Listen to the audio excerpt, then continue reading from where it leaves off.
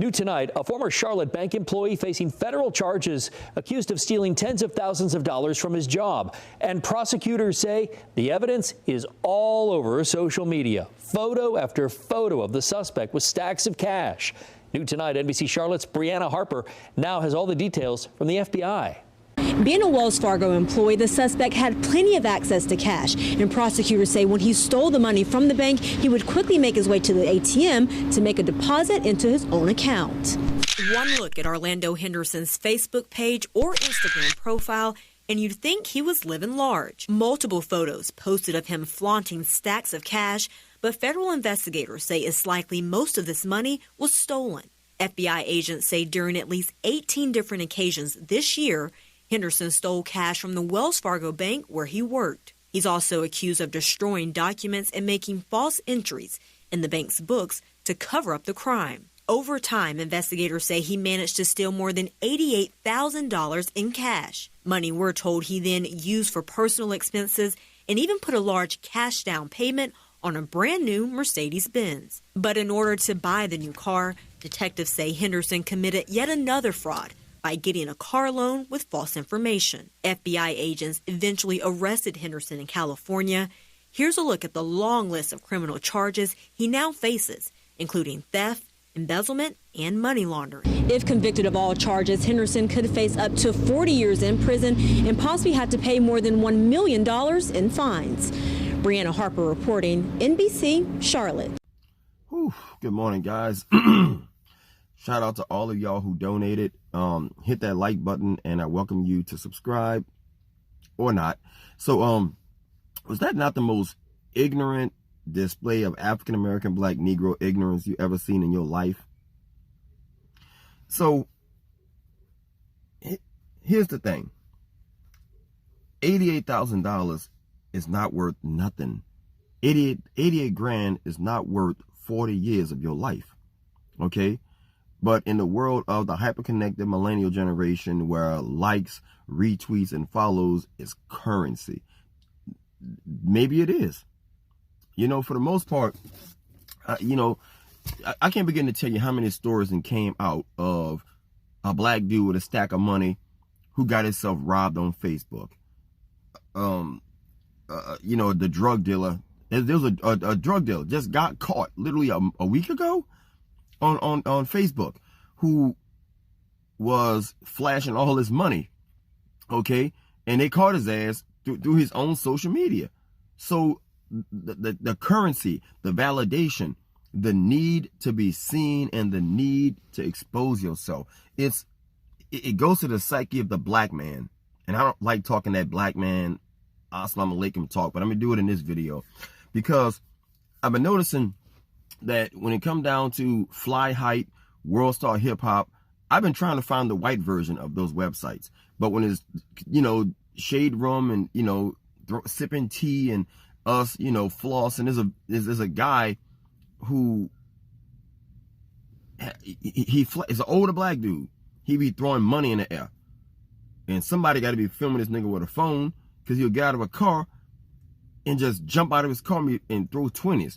And I counted them. Me and my wife was sitting down. And we counted all. It was like almost $3,000 with the 20s. And I'm sitting there like, bruh, you can literally get your ass killed having niggas following you on Instagram, watching you toss money in the air, like you one of these, these youngsters out here.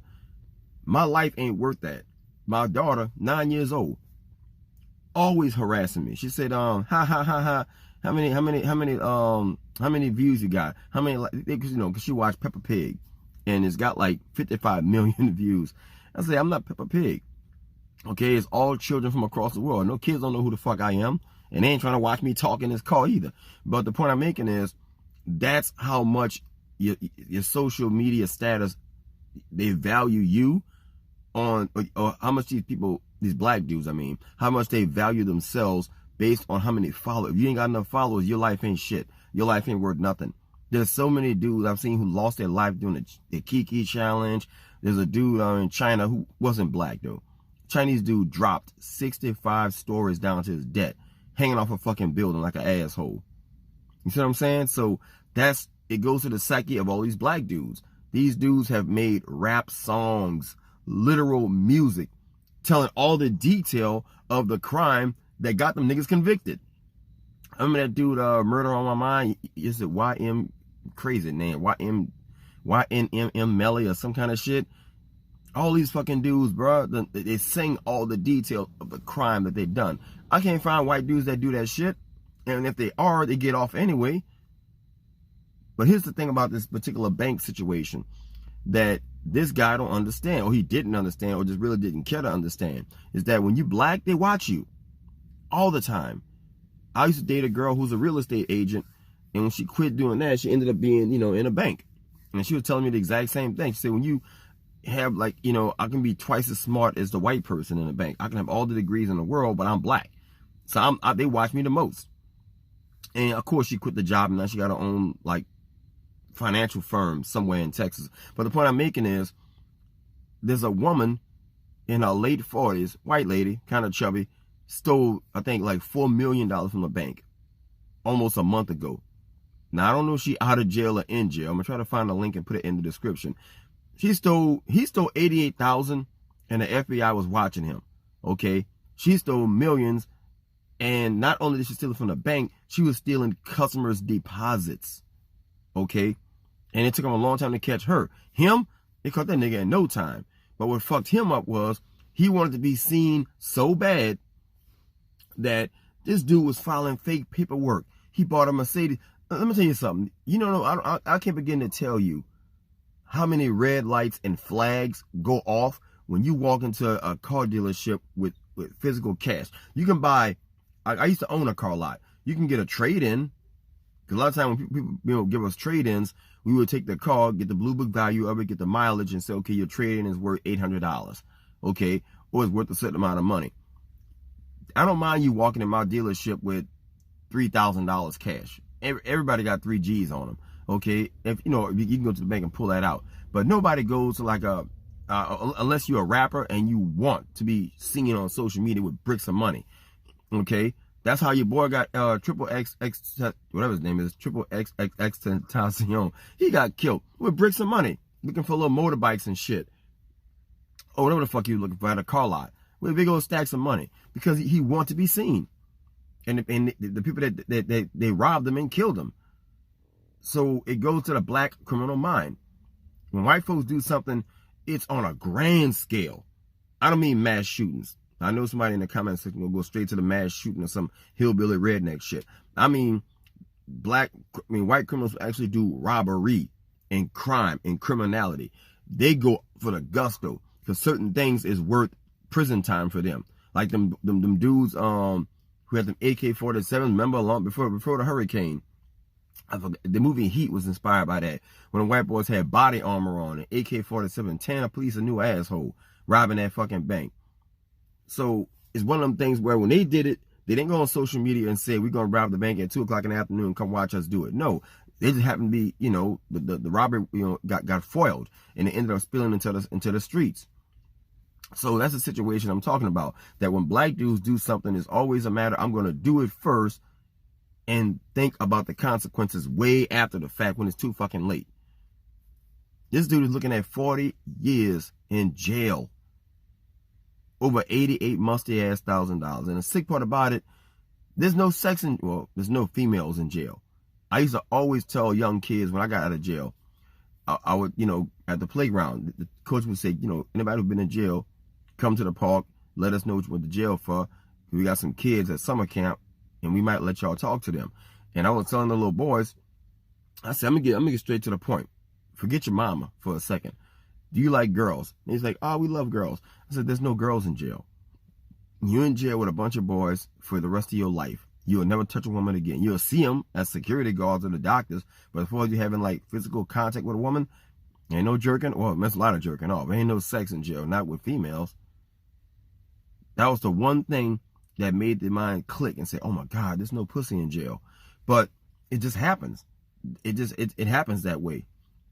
That, some of these dudes don't really think about how important their life is until you add the sex element into it. No women, no social, well, they got social media now, but there's no physical female contact in jail. And if you love touching women, having, sex, going to the club, flirting and all that shit, prison ain't for you. And the weird thing about jail, when I've been to jail, I was in jail in New Orleans. Was the last time I was physically arrested and taken in to custody. There's a wristband system in jail, right? And there's yellow, white, orange, red. White mean you're in jail for life. The white wristbands were guys who's waiting to get shipped out to Angola prison in the middle of the jungle somewhere, okay, in a swamp. Angola is humongous. It's like Dallas-Fort Worth Airport big. That motherfucker is humongous. In fact, Angola prison is so big, it is its own separate city. Like that motherfucker, like folks who actually work in Angola prison live in Angola. I mean, there's like a humongous apartment complex in a neighborhood right next to the jail. And those are all the security guards. Okay, the red, I think it means you're a first-time felon. The orange means you're a second. No, that's right. Yeah. No, red is a first-time felon or attempted murder and shit like that. Then they had the orange, who's like a basic felon, and they had yellow, which was me, the pussy-ass bracelets, which for misdemeanors. And they had dudes laughing, nah, nigga, you ain't shit, dog. You got a misdemeanor bracelet on. You could be going home tomorrow. But there was dudes with the white bracelets on, like the lifers. They were just eating ramen noodles and like just lounging and watching BET like it was no big deal. But and I would meet guys who was just nice, well, soft-spoken young men who had red bracelets on, like attempted murder niggas. Like, what the fuck you doing with a red bracelet on? You such a sweet guy. You know about Thundercats and G.I. Joe, but this nigga like, I done shot a whole house full of people up. But so it's one of them things where when I was in jail, there was dudes who was just telling me what they had done to get in jail. And it was some of the most simplest, stupidest shit. They risked all their lives, dude, for some of the dumbest reasons. And they would just tell me, man, I wish I could go back in time and take it back. I wish I could go back in time and take it back. But you can't. Once them people come after you, bro, your public defender ain't getting you off. You need money to get out of jail. How my dude say it all the time. Cheaper lawyer, more time in jail.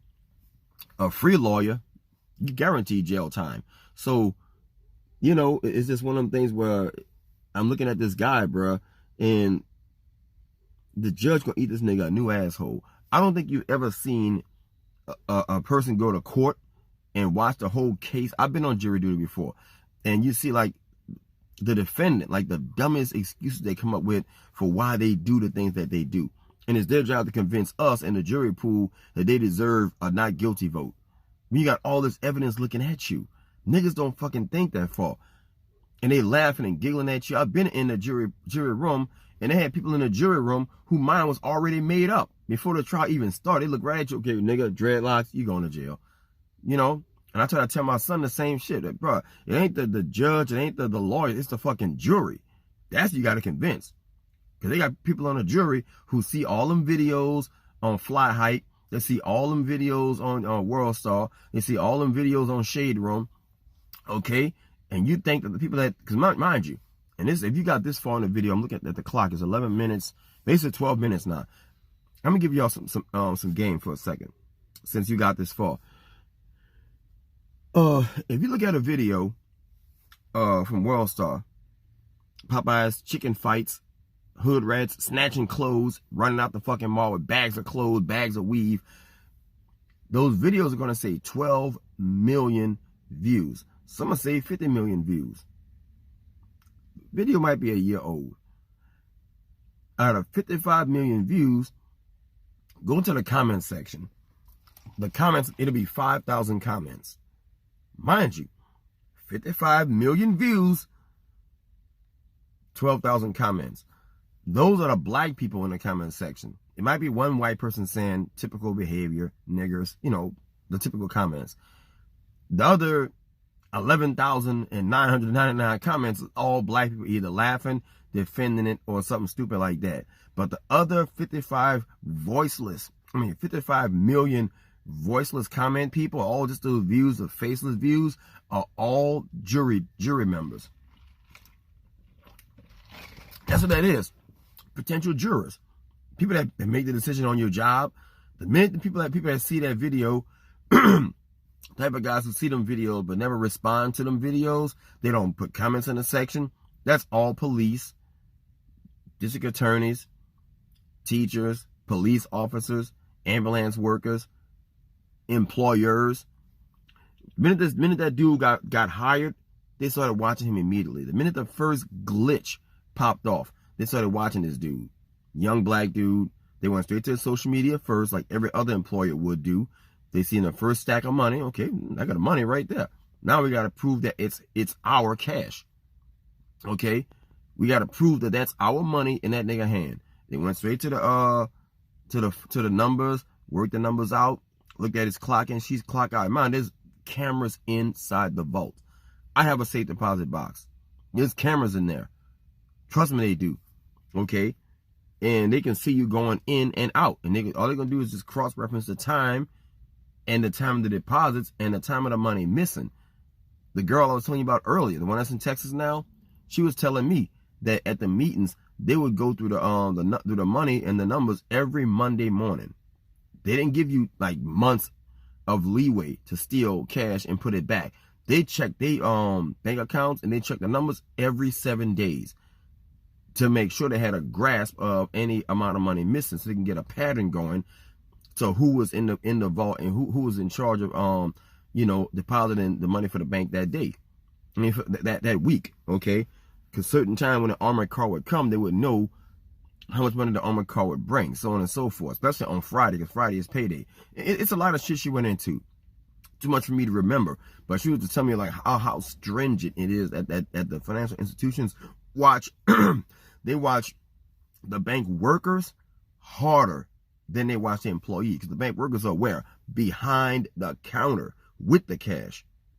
And the temptation is hardcore, and they always in your social media. Whether you like it or not, whether you know it or not, they watching your social media. There's algorithms that look for all that stuff. Okay? Once you type a certain kind of word, it triggers the algorithm, and it's gonna they sniff out posts that you make. The FBI is good at what they do. The FBI was working with the bank the minute the first glitch popped off. The manager even said so. We've been watching this dude. We just needed, how the feds are. We need to give you enough rope to hang yourself. Once you got that shit around your neck, then we can indict you and you gone. So that dude he a done deal. Because mind you, he made a deposit with marked money from the bank. And he made the mistake of redepositing the fucking money he stole from the bank in the same bank he worked for. Guys, hit like, share, and subscribe or not. I'm getting the fuck out. I'm about to turn into a rant video.